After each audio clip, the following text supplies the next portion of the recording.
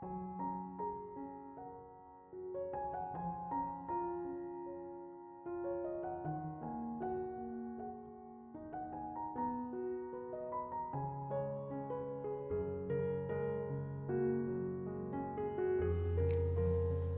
Ibu, saudara-saudari, adik-adikku yang terkasih, Shalom, berkah dalam, piye kabare, rahmat dan kasih karunia dari Tuhan menyertai kita semua. Kembali pada hari ini saya mengajak Anda untuk mendengarkan firman Tuhan. Mari kita siapkan hati kita. Tuhan sertamu dan sertamu juga. Inilah Injil Yesus Kristus menurut Santo Markus, dimuliakanlah Tuhan.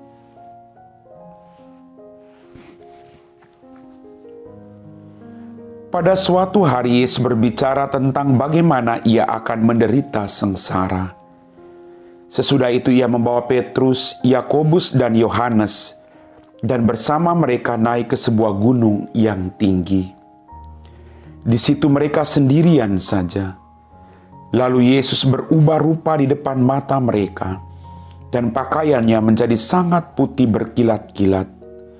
Tak ada seorang pun di dunia ini yang sanggup mengelantang pakaian seperti itu. Maka tampaklah kepada mereka Elia dan Musa yang sedang berbicara dengan Yesus. Lalu Petrus berkata kepada Yesus, "Rabi, betapa bahagianya kami berada di sini. Baiklah kami dirikan 3 kemah, 1 untuk engkau, 1 untuk Musa, dan 1 untuk Elia." Petrus berkata demikian sebab tidak tahu apa yang harus dikatakannya, karena mereka sangat ketakutan. Maka datanglah awan menaungi mereka, dan dari dalam awan itu terdengar suara, "Inilah anakku terkasih, dengarkanlah dia." Dan sekonyong-konyong waktu memandang sekeliling, mereka tidak lagi melihat seorang pun kecuali Yesus seorang diri.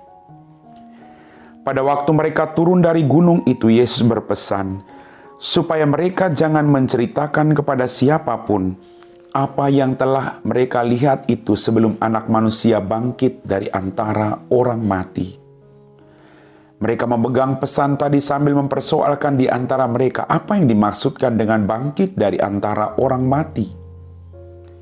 Lalu mereka bertanya kepada Yesus, "Mengapa ahli-ahli Taurat berkata bahwa Elia harus datang dahulu?" Yesus menjawab, "Memang Elia akan datang dahulu dan memulihkan segala sesuatu. Tetapi bagaimanakah halnya dengan Anak Manusia? Bagaimana tertulis bahwa ia akan banyak menderita dan akan dihinakan? Tetapi aku berkata kepadamu, memang Elia sudah datang, dan orang memperlakukan dia menurut kehendak mereka, sesuai dengan yang tertulis tentang dia." Demikianlah sabda Tuhan.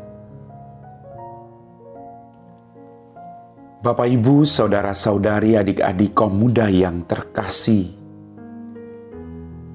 Dalam peristiwa transfigurasi di gunung menunjukkan kemuliaan dan keagungan Yesus yang akan dialaminya berkat kebangkitannya dari alam maut setelah penderitaan dan wafatnya di Kalvari.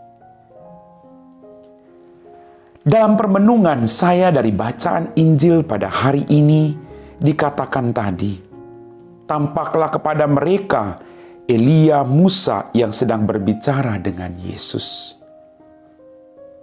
Lalu Petrus berkata, "Tuhan, Rabi, bahagianya kami berada di sini." Dalam permenungan saya, siapa sih yang tidak bahagia berada di sekitar Yesus? Saya juga bahagia, karena Dia Allah yang maha baik. Dia Allah yang tahu setiap pergumulan setiap pribadi kita. Dia Allah yang tidak melihat kelemahan kita, tapi Dia Allah yang merangkul agar kita kembali kepadanya. Bapak, Ibu, saudara-saudariku yang terkasih. Kemudian Petrus mengatakan, baiklah kami dirikan 3 kemah, 1 untuk engkau, 1 untuk Musa, dan 1 untuk Elia. Mereka merasa nyaman dan mereka minta izin agar kenyamanan ini terus dirasakan dalam hidup mereka.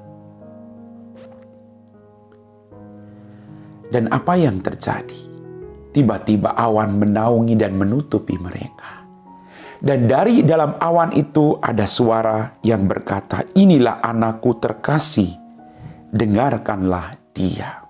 Suara Allah yang maha tinggi. Kita diajak dalam kehidupan kita untuk mendengarkan Yesus. Maka pertanyaannya, seberapa sering kita mendengar Yesus?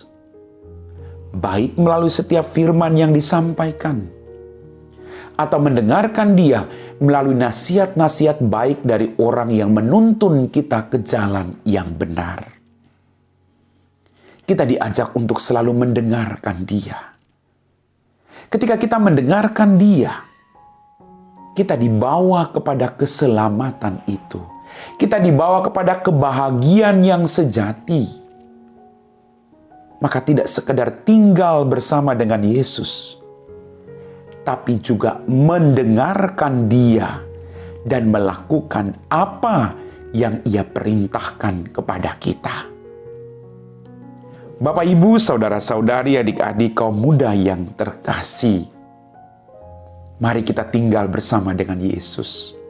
Tuhan, aku mau tinggal bersama dengan Engkau. Seberat apapun pergumulan hidupku, sesakit apapun hatiku, aku mau terus tinggal bersama dengan Engkau. Dan dengarkan dia.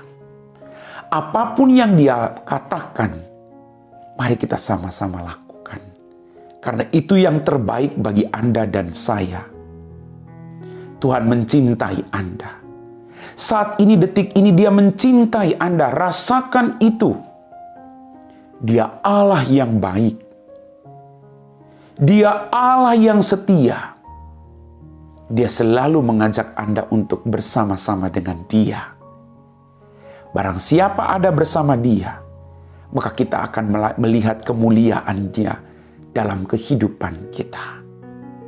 Amin. Bapak, Ibu, saudara-saudari, adik-adikku yang terkasih, kita telah diteguhkan oleh firman Tuhan. Mari kita siapkan hati kita untuk berdoa. Dalam nama Bapa dan Putra dan Roh Kudus. Amin. Ya Tuhan, Allah Bapa kami dalam kerajaan surga, terima kasih Tuhan untuk setiap penyertaan-Mu dalam hidup kami. Ampuni dosa dan kesalahan kami. Tuntunlah hidup kami selalu Tuhan, agar dimanapun Engkau berada, di situ pun kami berada. Biarlah kami membuka hati kami, mendengarkan Engkau, dan melakukan setiap perintah-Mu bagi hidup kami. Kami percaya Tuhan, hanya Engkau sumber segala-galanya dalam kehidupan kami. Berkati kami, berkati orang-orang sakit saat ini Tuhan. Kau angkat sakit penyakit mereka, Kau sembuhkan mereka, Kau ringankan beban penderitaan mereka.